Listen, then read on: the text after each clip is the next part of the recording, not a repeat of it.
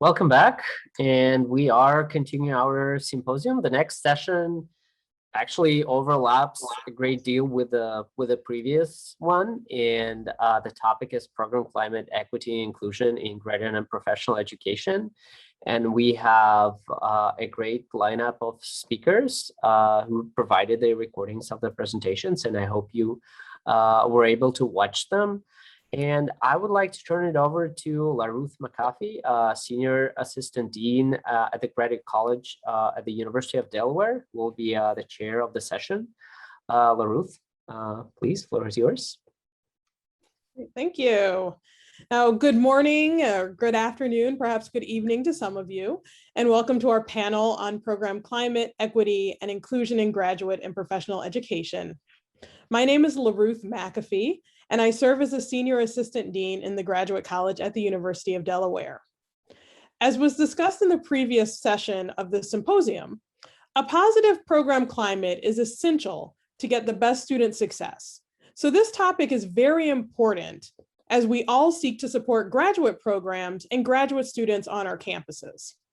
Further, research has shown that equity, diversity, and inclusion are more than moral objectives, as diverse teams lead to greater innovation. So seeking to bring underrepresented and marginalized voices into our graduate programs is essential to meeting the innovation goals that research universities have. So in this session, you'll hear from 4 presenters on ways they're using GradSeru and other data to better understand program climate and implement changes based on those data. A 5th presenter was unable to attend today's session, and I encourage you all to review that presentation and follow up with the presenters with any questions you have. To begin the panel, I'll ask each presenter to give a short overview of their project, after which I will ask some questions before we open up to Q&A from the audience. So to start this off, our first presentation of the day is from the University of Minnesota using GradSeru results to improve graduate program climate. Thanks, LaRuth. My name is Scott Lanyon. I'm Vice Provost and Dean of Graduate Education at the University of Minnesota. Now, obviously, the Central Institution Research Office and the Graduate School are some of the primary consumers of the GradSeru data, but we also really want colleges and programs to make use of the results. And so the Graduate School's approach to GradSeru has been to make results as accessible as possible to the grad ed community, but not to do the analyses for the most part. It's really just about making the data available. In other words, we encourage programs and colleges to look at the results, but we let them to determine what areas they want to focus on, and they're the ones to interpret the results. And I mention this because we found that the more we interpret results, the more we find ourselves in somewhat of an adversarial relationship with programs and colleges. We are seen as judging them, and they get defensive. And furthermore, we find that often correctly interpreting results requires some understanding of the discipline, the local context. So that's our goal. Our goal is to collect this data through GradSeru, make it as easy as possible for programs and colleges to access the results. So for those of you who haven't had time to look at my presentation, what it is, it's a brief overview of how we're approaching this, how we're maximizing the likelihood that GradSeru results will be used to improve climate. And the main point that I'd like to leave you with is that a single approach to making the data available is not going to be effective. There are many different constituents that can and should be involved in taking action to improve climate and grad ed. And they differ. They differ in how they want to receive and access data. So I'm convinced that while GradSeru is an extremely important tool, it's only going to be effective if it's used outside of the graduate school. And for that to happen, we have to take time to understand sort of the motivations and frankly, the comfort level with data of our various constituents, and then do our best to make GradSeru results available in a diversity of ways so that every constituent has at least one that they find easy to access. And so that's really what my presentation is about. What I'd be happy to talk about is all the various ways in which we are making the same data available to different constituents on campus. Thank you. Great. Thank you, Scott. Our second presentation is from UC Berkeley, Shifting the Academic Climate of an R1 STEM Department, Accounting for Sense of Belonging and Mentorship. Hi, everyone. That's me. I'm Dr. Chrissy Stachel. I'm currently the Director of Education, Outreach, and Diversity for an NSF Center for Chemical Innovation called CGEM, which is the Center for Genetically Encoded Materials. So I just finished my PhD last year in chemistry at Berkeley. And one of the primary focuses of my dissertation was to find a way at the department level to do a longitudinal study of our climate and track improvements over time. And en route to that, I developed interventions and then used data from our own community to make sure that those interventions were suited to the community that I was serving. And so I can share that paper with you, which just came out. But right now I'm focusing a little bit more on sense of belonging, because something that came up in my data as a PhD student was that while there are things that we need to improve at the department climate level, there's also a lot of stuff that affects graduate students individually in terms of how they feel connected to and that they belong in that community. And so I did a study also during my PhD that was sort of a pilot study for the work I'm doing now, just generally gauging the factors that influence sense of belonging within the chemistry department. And something that came up that really I guess was surprising and also interesting to me was that there's this huge gap in terms of how faculty and students feel that they are good mentors to younger students, but know statistically that they are not good mentors to all of their students. And so that disparity is obviously something that really negatively influences students of color, and that representation issue is something that I am working to fix now. And so I'm continuing this research in CGEM, and my presentation was sort of getting more into the weeds, I guess, of what that data means across different programs and departments that are part of CGEM. And something else that I found that was really interesting is that the students that were surveyed now, so this is postdocs and graduate students, have the same disparity as faculty in terms of how they feel they mentor, but also that imposter phenomenon has a lot to do with that. So I'm going to follow up the study with some interviews to sort of get at what is it about mentoring somebody that can help students feel more belonging and improve their own feelings of being an imposter in their department. And so in my presentation, I left some open-ended questions, but I'm happy to chat about the ramifications of that and how we can help students become better mentors and faculty. Great. Thank you, Chrissy. Our third presentation of the session is from UCLA on sense of belonging in graduate education. So I see a couple folks here from that team. Hi, my name is Estela Chavez, and I'm a research analyst at UCLA. And along with the director, Kristen McKinney, we went ahead and focused on the results from the UCLA Student Affairs Graduate and Professional Student Survey, which is a locally designed survey with input from multiple campus stakeholders. So our survey is usually administered at census, and we administer it to all our grad and professional students, and it covers a wide range of topics. So we look at academic progress, advising and mentorship, climate, skills development, career planning, and wellness. So this is not the Suru grad survey. We've been doing this since 2010.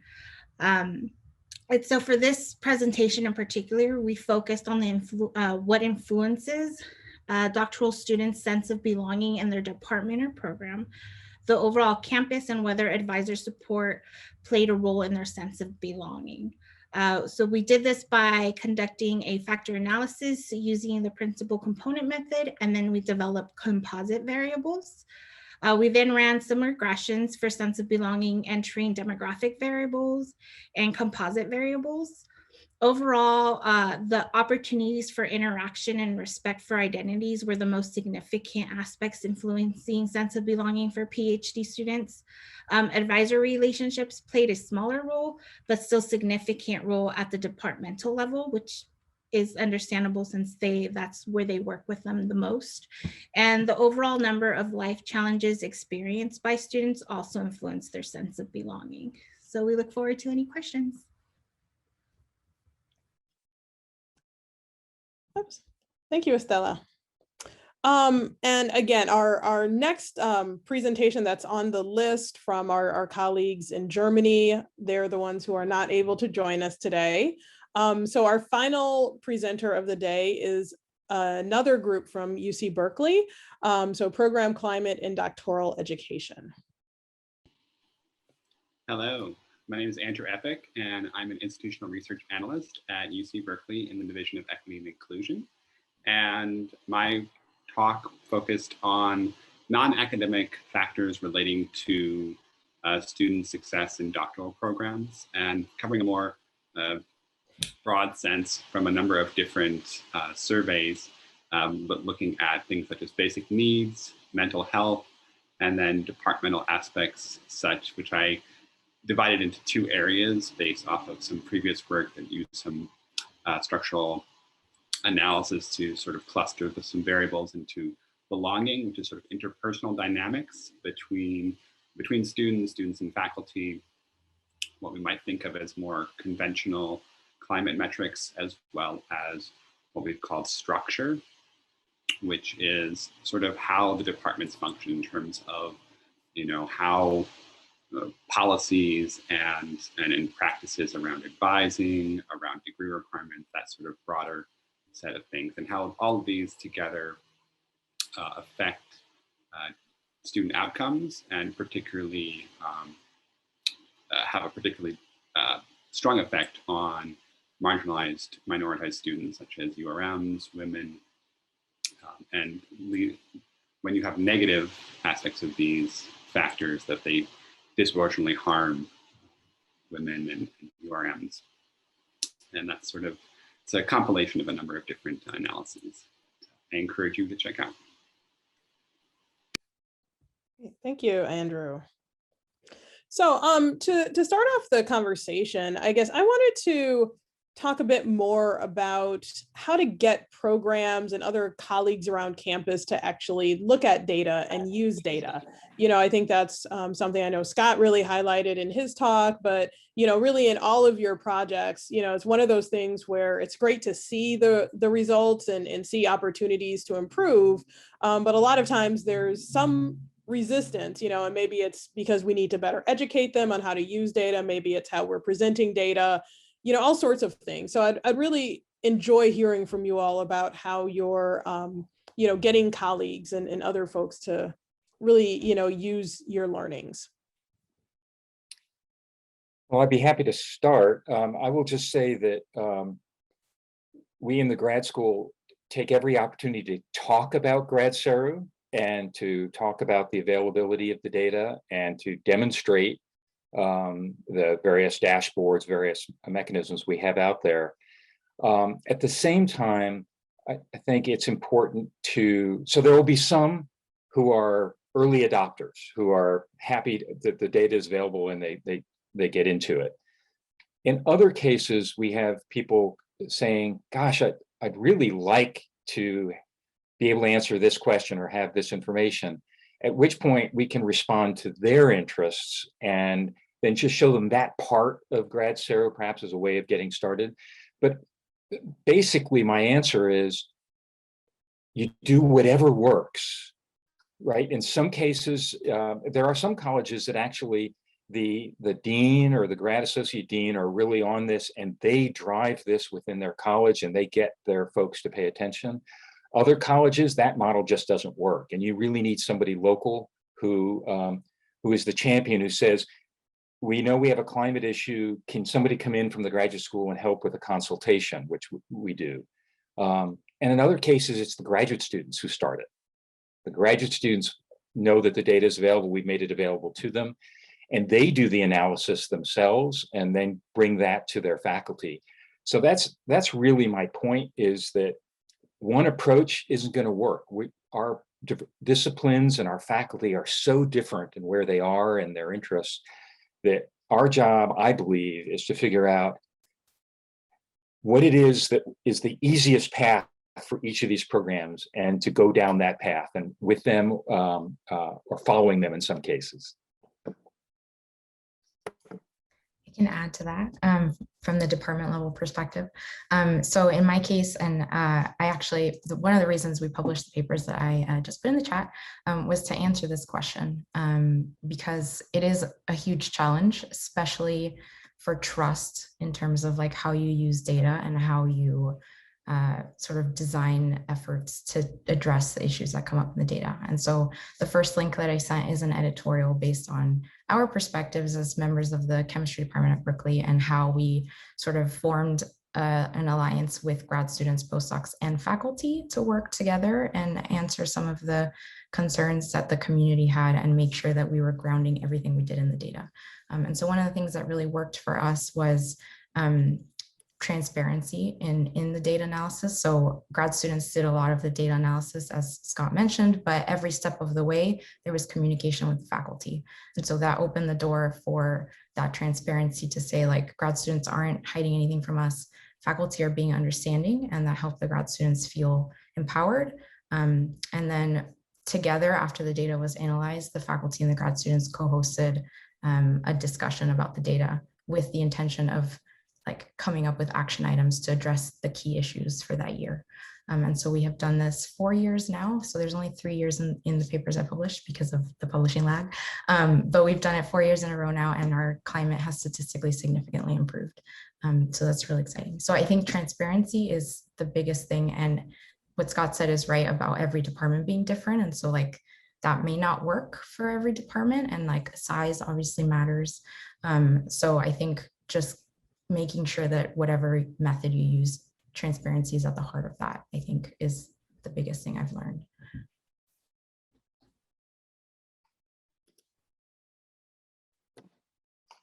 I can jump in. I don't know that I have too much to add to the points that have been made already, other than to say, yes, getting the data in hands of students is often really valuable in terms of the advocacy that they can do for themselves. And that is definitely an approach that we take in our office. I think the ad hoc data requests, as we call them, really working with getting the word out that the data is available, but then working with individual departments or areas to say, what is it that you really want to specifically look at in this data? How can we break it down for you to answer the specific questions that you have?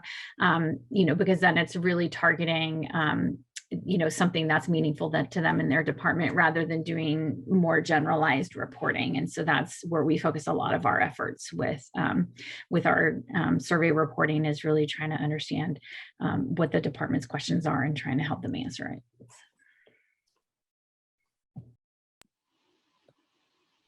And I'll just add in there just a quick thing. I think, again, I totally agree with all my co-presenters that having a variety of methods is essential. And I think part of that, one thing that is coupled with that here at Berkeley is that oftentimes these are brought in through our program reviews, which happen every 8 to 10 years. And that's, one, helps get some impetus. We also have a network of what we call faculty equity advisors who are working on these issues locally, and having them be able to form that bridge between a central person like myself and the department to connect that data. But I think having that local connection with students, faculty, staff sometimes is so essential and so variable. Andrew, I'm really curious. We're getting ready to use GradSera data in academic program reviews as well. Do you give external reviewers access to the data, or do you give them analyses of certain portions of the data that you want them to look at? How is it used? So we're not using GradSera, we're using our own campus things, but right. it typically is departments get, part of that process is departments do a self-study, and right. Part of that is they get data from the central campus, and part of that includes survey data that they can then incorporate, and then those materials are then made available to the external visitors. So it's not so much that the external visitors are doing their own independent analyses. Obviously, they come in and do interviews and things like that, but they're not doing their own surveys or getting record level data to do analyses. Right, and so the department is choosing what to highlight there. This is the thing that I'm trying to figure out, is whether I and this goes to a question that was asked earlier, do I hold grad programs and departments accountable by pointing out to the external review committee these particular climate questions or something along those lines? That's what I'm trying to decide right now. But so I should say, while departments do get to present their own perspective, it's not the only one. And part of it is we have a team and we provide comment. It's not just like, oh, departments say whatever they want to say. We provide, here's the campus, here's our core team perspective on the data, and we're allowed to bring up issues. And frequently, you know, the person in charge will come to me and say, hey, are there any climate issues that we want to raise here? So that's it's not, departments only get to put on a sort of shiny face for the external visitors. Because I think that is an essential component, because it's very easy to cherry pick. Exactly. Thank you. Thank you. Yeah, great. So one of the other things I guess I was really thinking about as I was watching your various presentations, you know, and I know Scott explicitly mentioned that at University of Minnesota, there's a minimum, you know, cell size of 5 responses. And I think that's kind of typical at many of our universities. You know, but when we look at graduate education and, you know, underrepresented populations, in many cases, even 5 is difficult to reach.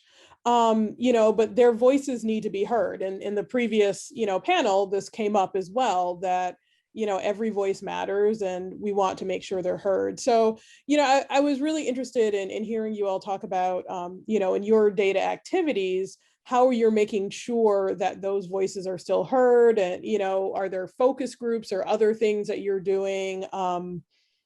Yeah, you know, just kind of things like that, where we're looking at, you know, how we're going to hear. I think one of the things that always frustrates me is when I see results of climate surveys and they say, well, we didn't have enough, you know, students from this population to report on them. And so it's like, but what if they're having a really negative experience? Like, how do we make sure that their voices, you know, stay in the conversation? So again, you know, if you all would share how you're doing that, I think that would be really interesting.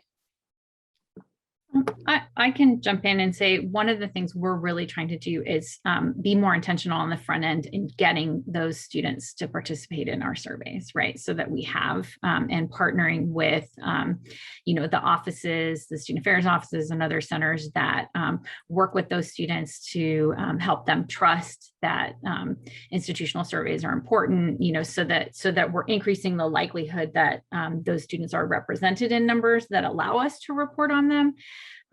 But definitely we have had some challenging conversations in our office about what kinds of aggregations do we feel comfortable doing across different underrepresented groups to be able to say at least something about underrepresented or marginalized student experience. Where, you know, we definitely try to keep as much disaggregation as possible, but often we have to make some hard decisions about potentially collapsing some of the categories to still be able to say something, you know, but then we're also then having some conversations, as you said, about what are, you know, if we know across the board in multiple surveys that we have a population that tends to be underrepresented, how are we also doing things like focus groups? So for LGBT students, for trans students, we have done some separate focus group studies, both of undergrad and grad students on our campus, to really sit, because we felt those students were not being well represented in our survey data. So.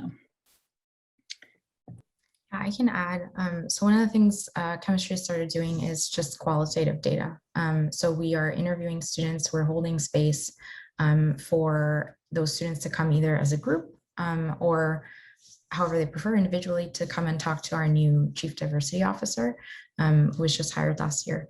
And then that's something also that I did while I was like working on this during my dissertation, because I think no matter how you aggregate or disaggregate data, just like what Kristen said, you will always lose their voices, especially because we're not anywhere near having enough people to de-anonymize their data, especially from a survey. So I think it's just really important, even if you can't like call it research, you know, like just talk to those students and make sure that they feel comfortable telling somebody about their concerns, because that's another huge issue. Like they don't want to be scrutinized or like have something bad happen against them because they brought up their opinion. And so like just making sure that there are spaces for them to talk about their experiences, I think is probably the biggest thing that we can do. And then make sure that we actually use those conversations in designing ways to improve the climate. And as a follow-up to Chrissy's comments, you know, I think it's something we see is once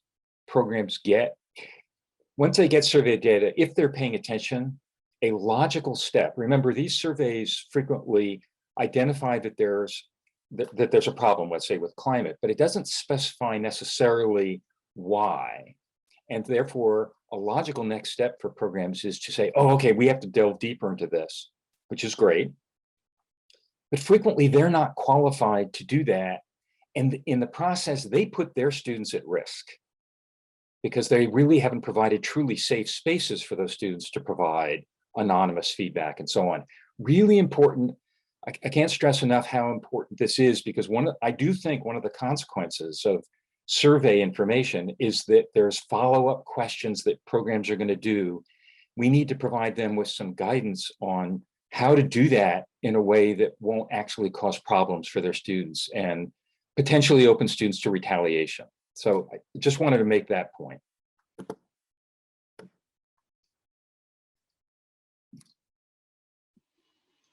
Yeah, I think these are all really. Oh. No, go ahead. Sorry. No, I was going to say, I think these are all really good points. And I think the point about protecting students from retaliation is so essential, both in terms of reporting out survey data and in terms of doing focus groups or interviews, any sort of qualitative data.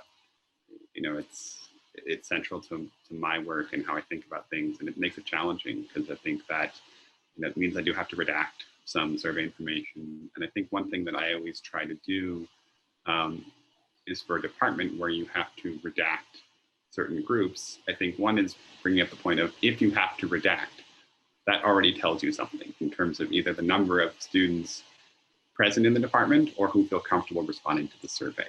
And so that's already a data point that might suggest something either in terms of access into the department or in terms of the climate. And also then I do a side-by-side department compared to the campus or the division that lets you say, even if you can't see a department because it's too small, you can see how the broader community on campus is. And I think when you have an issue on the campus, you're going to have to make a pretty strong case that you are exceptional and that it's not an issue in your department versus the campus. And I think also trying to get creative with ways to aggregate up, you know, how can you get past that safe threshold? But it is a challenge. It's a necessary thing to think about. Great, thank you. And I'm seeing a question. Oh, sorry. LaRuth, if I could just tie up with one of the things that John Douglas Sure. posted to this point. There is also an opportunity for those surveys like RAD-SARA that are done by multiple institutions, that it may be possible that even if there's low numbers of students from underrepresented minorities on a given campus, it may still be possible to aggregate across institutions within that discipline and say that there's something going on in this discipline here. It's not unique to the campus. And so, you know, I encourage people to think about that way of using these data that can be aggregated, benchmarked against other institutions. Yeah, definitely. I was just about to point out that Sorry. I'm seeing questions in the chat window. So yeah, John Douglas has a question about comparing across institutions, as Scott mentioned. If others have questions, please feel free to raise your hand or add them to the chat window so we can include them, you know, in our discussion for the next half hour. Yeah, so if anyone else has thoughts on you know, how you've compared perhaps across campuses, you know, or how you've encouraged maybe programs within your, you know, campus to compare themselves with other programs, you know, that are kind of similar in ways that they can, you know, improve what they're doing. You know, yeah, that would be interesting to hear about. Well, I have an answer. First of all, thanks, John, for asking that. It's an excellent question. So I mean, I am a huge advocate of department level data, mostly like for a couple of reasons. And I think it should always be important to take a really close look at the department dynamics, because I think every STEM field is very different. Every field, not just STEM fields, the culture is very different. And then the most important thing for me, from my perspective, doing this research, is that every department has a very different historical narrative. So the culture, the way it was shaped, the way that the attitudes have persisted, is very different. And so one of the things that I've been doing recently is to try and statistically validate the survey that I developed for Berkeley chemistry. And one of the things I'm finding is that there are certain core questions that have been useful for other departments, and give really reliable data, but there are other questions that are very unique to the climate in Berkeley chemistry that aren't as useful for other departments. And from that perspective, I think it's important when we're collecting data in general to know that at an institutional level, it's always good to have data and like see trends and focus on that. But it's also really important to focus in on the things that are unique to each department and that maybe wouldn't come up in like very broad strokes data or like very broadly collected data. And so like having both of those perspectives is always critical for creating effective change and making it persist.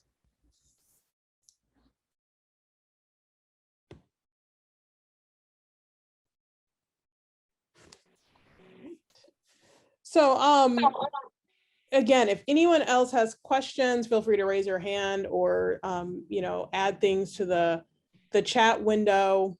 So I guess one of the things I was wondering, and I think this relates to some of the things that were discussed in the previous session, which are, you know, how are we then helping programs define what success means? You know, how are we measuring change, you know, and kind of movement toward success? Are there certain things that you all more at a central level, you know, for those of you in kind of more central campus positions are defining, or are you really trying to encourage programs on their own to set definitions of, you know, what their goals should be and what success looks like, you know, for each program?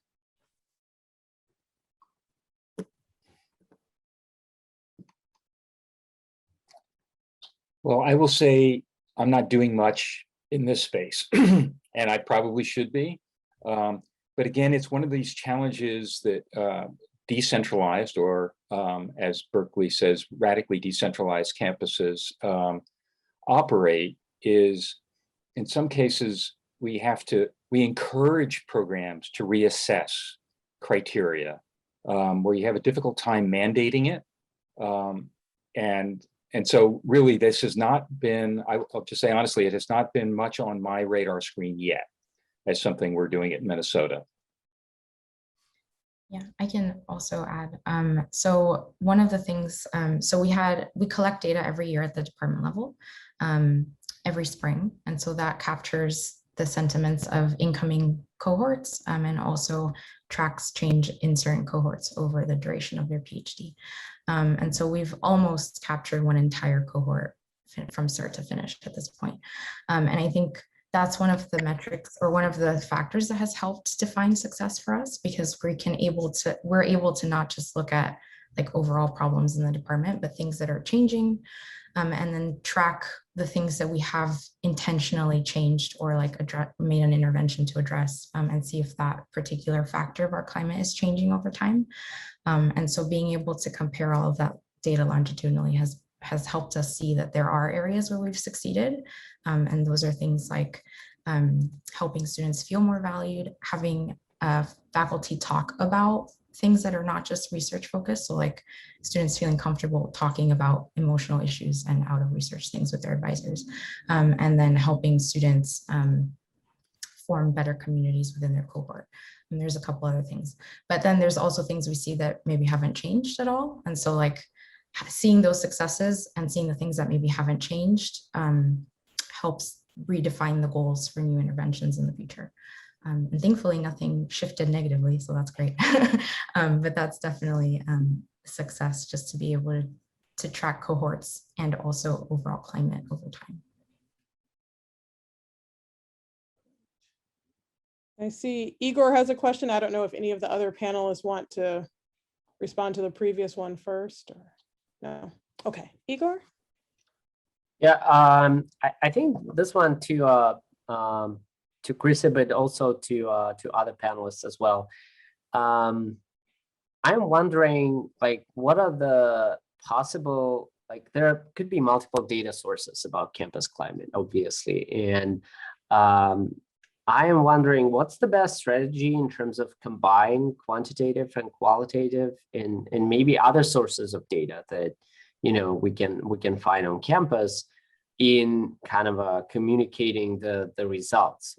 Is there any kind of ways that you found that work or ways that, you know, do not work that maybe useful for others to hear who think about this? Because you know, in institutional research, we often focus more on quantitative data, but qualitative data provides, I think, on issues like campus climate, qualitative data provides a lot of useful insights. But the problem is that it's very resource intensive, and sometimes it's not that convincing because people say, oh, you know, it's just one person, or it's just, we don't know how many people, what's the scale of the problem. So I was wondering, like, about the best practices in integrating qualitative data in this discussion. Yeah, that's an excellent question, Igor. Thank you. So one of the things that has helped for us, and I mentioned that we just started doing this sort of qualitative research, so I don't have that many years of experience in this. But one of the things we did first before we started interviewing people was just being very transparent about the number of people that responded. As much as possible, talk about the demographics of those individuals. And even before we got the data, we made sure that everybody at the department level, at every level of the department, was involved in designing the survey and giving input and feedback so that we could assess those things that came up in conversations as pressing for the climate or pressing issues for the climate. And so the fact that everybody was involved, by the time we actually sent out the survey, we had like a 45% response rate from our department members. And just for, I guess, perspective, our department has 400 graduate students and about 69 active faculty. So we did get a significant number of people to respond. And so, like, starting from that point on, every time we presented graphs or data or whatever it was, we would put like n equals, etc. And like, it seems not that important, but like for people seeing the data, just knowing that it was actually a large percentage of people responding is really valuable. And so now that we've started adding in qualitative data, picking out like, okay, we see this as an issue. Let's say like the perception is that students from underrepresented groups don't feel as comfortable in their environment, for example. So then we would supplement that question with some qualitative data of like, in general, people perceive this to be true. Is that actually true when we talk to people who are underrepresented in our department? And so like having that sort of additional step of validation has been really helpful in starting conversations. And then the other answer to your question is how do we actually present the data and like make it useful for the department in a way that's maybe not as intensive. So one of the things we've done, and this is collaborative between grad students and faculty, is to come up with like 3 key topics, I guess, that came up as issues in that year's data. And so it's pretty general because obviously we have to like not ignore, that's not a good word, but just like put some data aside and focus on the really key things that came up. So like more pressing issues. And so based on those 3 key topics, we'll come up with some discussion questions that are basically like, how can we practically do this in the department so that 1, we address the issue, and 2, doesn't take up that much labor from across the department. And so every year the whole department gets those questions, they brainstorm as a group, and then we compile some responses. And then the administration goes through and says like, what are the priorities? Like, what do we need to raise money for? What can we do right now? And then over the course of that year, those interventions are implemented, and then we take data the following year and see how that worked. And so that has been one of the like best things that we've been able to do with the data to actually make changes. And it doesn't take that much time, especially because it's collaborative. And so I 100% will repeat the transparency and the collaboration. I think that's key for any department. I'll go ahead and tackle this for UCLA, and I apologize if you can hear the background noise. My neighbors, I have no idea what's going on outside right now. But for us, we do a lot of our qualitative data actually research tends to come out from the quantitative research. So we do a lot to put the quant data out there, and from the questions that we receive from our constituents, that's when we follow up with the qualitative analysis. So it's more of them asking the question and us following up. So we have buy-in from the beginning towards what they want to know and what they want to hear more about. So we've done focus groups for students with disability. As Kristen mentioned, we've done it for our trans population and our LGBTQ population in general.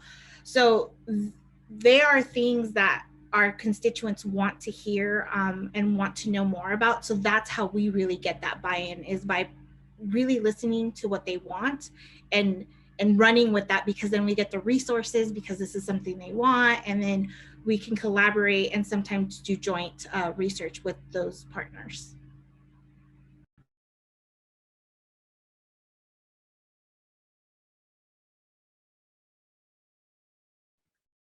Great, thank you.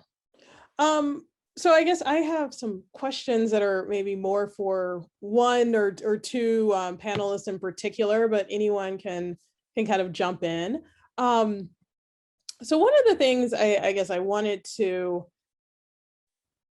ask, mainly Chrissy about, but again, if anyone else has thoughts on this, feel free to jump in. So first off, I should say to Chrissy, I appreciated your use of the term peer. So persons excluded due to race or ethnicity or race instead of underrepresented minority. I know that was a term I saw in an article a year ago, and I was like, I really appreciate, describing it as exclusion, and not just kind of plain old underrepresentation. So one of the things, though, I was interested in is, I know that AGAP Alliance for the California system has done some studies. And one of the things that they highlighted in one of the studies I read was how certain things like disparities in publishing. The School, I guess, of Chemical Sciences, maybe at Berkeley, didn't have the same disparities that they saw in other disciplines that were part of the AGAP. And they said that part of that they thought was due to having better expectations. So saying, okay, everyone is expected to write this many papers, or everyone is expected to do, some number of proposals or whatever, so by having expectations, it meant that everyone was being encouraged to do certain things. So in your study about mentoring, I was likewise kind of wondering, what expectations already exist around mentoring, and, how much do you think, I guess, creating better expectations, maybe, doing mentor training, kind of things along those lines could similarly lead to, removing some of the disparities that, it sounds like you were saying. Yes, that's an awesome question. I love this. So yeah, I also love the word peer. I love when that article came out, it was fantastic. And one of the reasons is because in chemistry, for example, at the undergrad level, women are no longer underrepresented, at least in the majority of universities. And so saying marginalized or excluded, I think, is more representative of attitudes, even though the numbers are going up. So thank you for bringing that up. And then to answer your second question, so we've added questions since 2020 to our climate survey to get at this point that you just brought up, LaRuth. And I think one of the biggest things we've seen is that expectations for success are not aligned at all between faculty and graduate students. And so one of the things that brings up is publishing. And I think it's really interesting to tie that in with structure of programs, because in chemistry, for example, the reason we see parity in publication rates is because we ask about submitting publications and not whether or not they're accepted. And then we're also not necessarily asking about the number of publications you've submitted.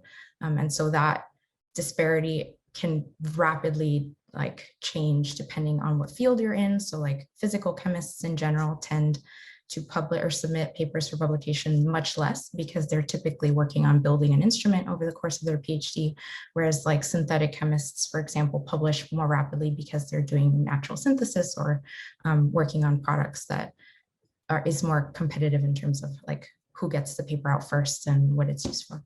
And so that's something that I think mentors can help alleviate the stress of by just starting off and asking like, how do you actually want to measure your success? Are you going into a career in academia? Is that what you want? And if so, then we need to figure out like your publication plan and how your project will fit into that.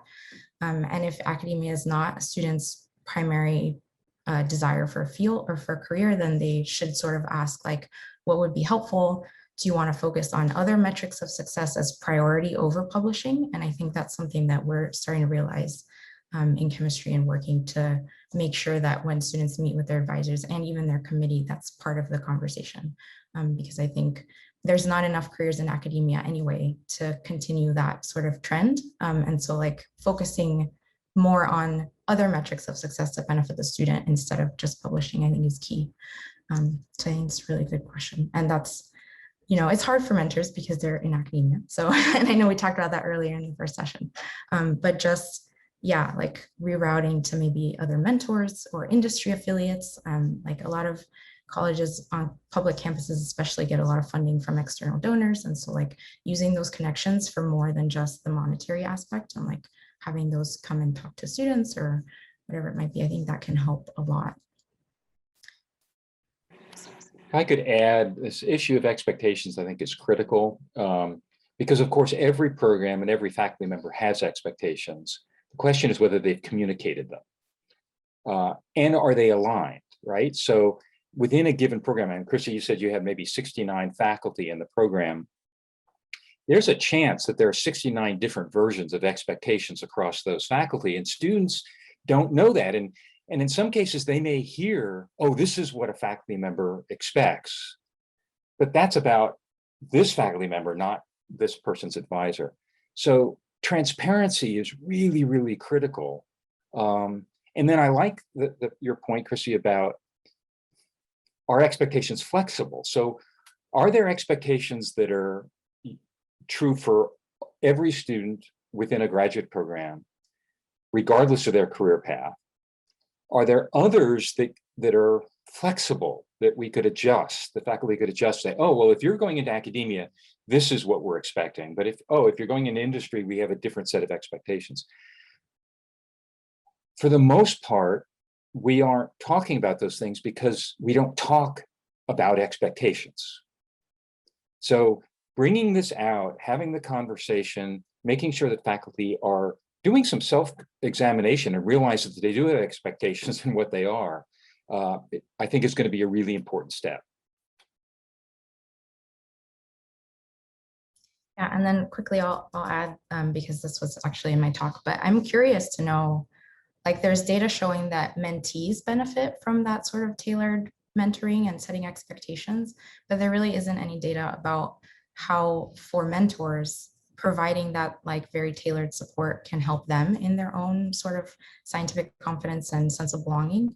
And so that's why I'm sort of really interested in this perspective from the mentors about like how, if they're helping their students in a very specific way and it's benefiting their students, like what they gain from that, and like whether that, if it's positive, can help incentivize the sort of setting expectations and like starting to talk about it, because the more transparent we are, I think the better the field will be in general. So.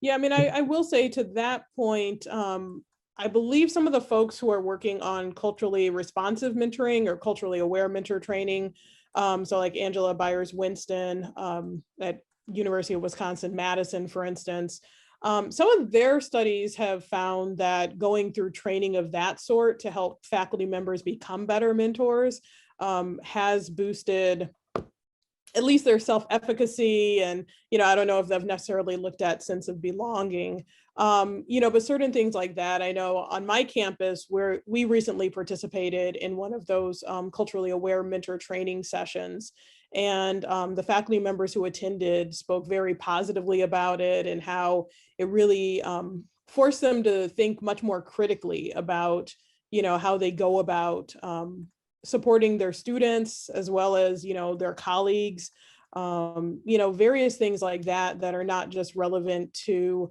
the research experience that people are having, but also, building community in general. They were talking about how they had deeper conversations with some of their colleagues at this workshop, like people they've worked with for 10 or 20 years. They really had some, nice personal conversations that they otherwise, might not have had. So, yeah. Igor, I see you have another question. Yeah, it looks like I'm using my powers as organizers too much today, but I was kind of since yesterday we had a session focused on undergraduate education and campus climate there, and one of the things that we discussed, that was a presentation from UCOP and from others as well, is the relations between campus climate, sense of belonging, and outcomes. Like there's in undergraduate education, they discussed, the graduation, like in 4 years, some other outcomes.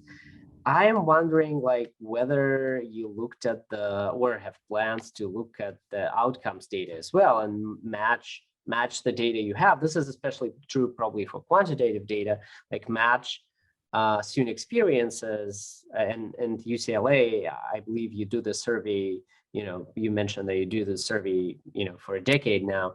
And so is there plans or maybe some preliminary analysis that you did merging this with outcomes data and looking whether these experiences, matter for graduation, for career as well, or for other things? I don't know, maybe there's more data in UCOP level or other institutions. Please feel free to comment. It's a great question, Igor. We have not yet done much matching into our outcomes, but it's something that's on our list of things to do. We had hoped that, we do the survey every 3 years, though we had to shift that when OP did their system-wide climate survey that included graduate students, because we didn't want to survey them in the same year. But we had hoped that we might have multiple time points of students taking the survey, but our N significantly drops across, because apparently it's not the same students taking the survey every time. But it is something that that's in our long-term plan to really want to look at in terms of, it's complicated at the graduate level, because the normative time to degree across programs is really different, like, in philosophy versus in education or that kind of. And so how do we even define like what's a expected, time to degree for a particular program and that kind of stuff. And so, but it's something that we definitely want to explore more. So.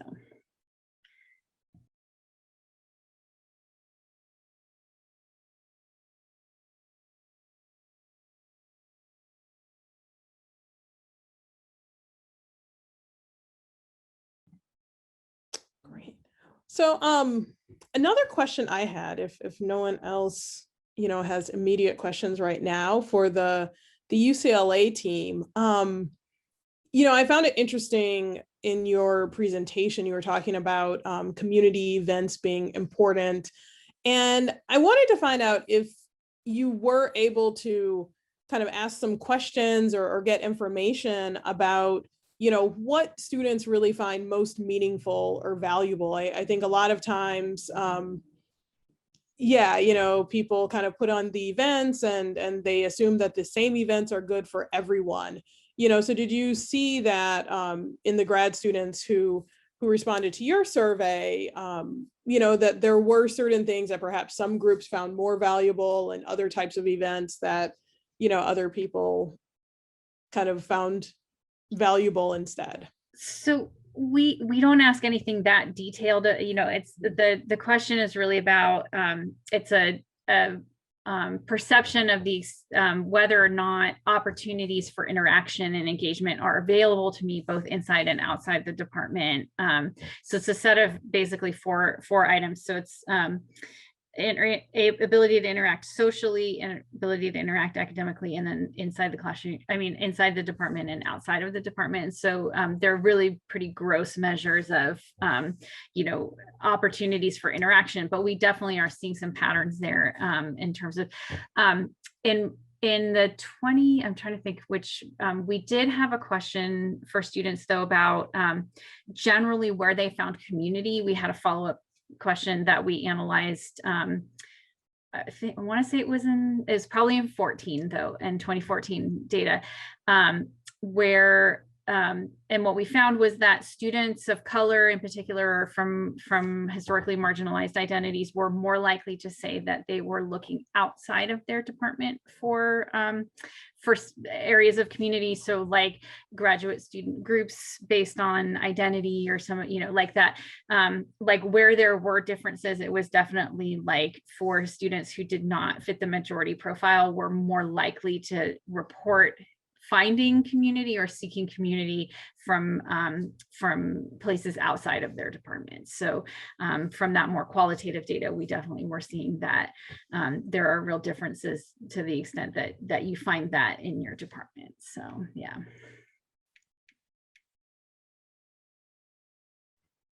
Yeah, I know at a previous institution where I worked, there was a graduate program coordinator who once told me that he offered community to all of his students, and some chose to accept it and some didn't, and it was kind of one of those things where I responded back. I was like, well, maybe they aren't interested in the community you're offering. Is that something you've considered? It's not that there's something wrong with them. It's that, what you're doing is kind of the same programming that you've always done. And at one point that was fine, with this generation of students, it's not. So, I think there definitely is in some ways, kind of this thinking of either they have to change, to fit, or, kind of a deficit model, where it's like there's something wrong with them if, they don't fit what I do. So, yeah, like I said, the community events thing I thought could be interesting to delve into a bit deeper. So, okay, well, we have, looks like about 3 more minutes. So I don't know if anyone else has questions or, if not, I can turn it over to the panelists to give a closing, remark in our last few minutes of the panel. So great. Yeah, if there are no other questions, I will then turn it over to the panelists. So we can perhaps go in reverse order from how we started. So this time start with Andrew to give any closing remarks he'd like to share. I don't have any particularly deep thoughts, but I think I do think that this has all highlighted just how important local work is. I'm thinking at how much the value we've seen and interest in what Chrissy has done in chemistry, and how much that local expertise is necessary when even at a central position like myself, of how we have these interfaces to suss out those local differentiations and specificities that are easily lost in the sort of broader aggregation. And how do we think about that? And something I always struggle with, but I just wanted to highlight that as something really important. It's something that's always on my mind. Thank you. So Kristen or Estella from UCLA? Stella had to run off for another commitment, but so I will say, I think for me, one of the things, and this was something that was brought up yesterday in the undergraduate, but I think something that we need to explore more, obviously we used sense of belonging as our, predictors, but what we were seeing is that some of the most important predictors of that were things that spoke to community, and this connection between belonging and community, I think, is an important one to explore, right? That it's not just about how I feel as an individual, but like what's happening around me, and what, you know, like what are those opportunities for community building and things that detract from that feeling of community, I think are really important. And so I think that's definitely an area that we need to explore more. So yeah. Great, thank you. So Chrissy? Well, I echo everything that Andrew and Kristen said. But I guess also one thing we haven't really talked about yet today is sort of the value that gets placed on doing this DEI work and assessment and using the data to move forward. I think we have to find a way to make sure that it gets valued and is not just burdensome work for those of us that continue doing this work moving forward. And so like finding a way to get stipends for the students involved, or like making sure that tenure and promotion values this work, I think is one of my parting thoughts, since we're all in positions of power in this room. So. Thank you. And finally, Scott. The other thing I would like to add, and Chrissy, I'm really glad you made that point, because it's amazing how we say we value things, and then when it comes to assessment and promotion, it doesn't even get mentioned. So we do need to change there. The only other thing I'll add is that we're doing this survey work in order to get people to pay attention, to know what's really going on. We want people to pay attention and to use the results. One of the other things that's necessary, though, is to prepare them for what may happen when they have survey results. And in some cases, certainly what we've seen in Minnesota is that now that the results are out there, faculty feel like they're being attacked by students or administrators, whatever it might be. And so thinking of ways to help faculty prepare to receive the data is something that I honestly hadn't thought a lot about. And certainly the conversations we've had, in many cases, we have programs where the students have been very vocal, and we've been quick to point out the fact that the students are willing to be vocal is actually a good sign. It may not feel comfortable at the moment, but it's a really good sign that the students actually feel safe enough to talk about this and are passionate enough about moving forward. So just want to add that to the conversation as to, that's another piece of the puzzle, is making sure that faculty are able to hear the results of surveys.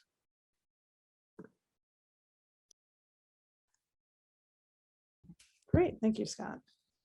Yeah, so I think with that, we will wrap up this session. So I'd like to again thank the panelists and thank everyone in the audience for listening and participating in this session. And yeah, look forward to continuing to work with everyone on how we can make graduate education as positive of an experience as possible for as many students as possible.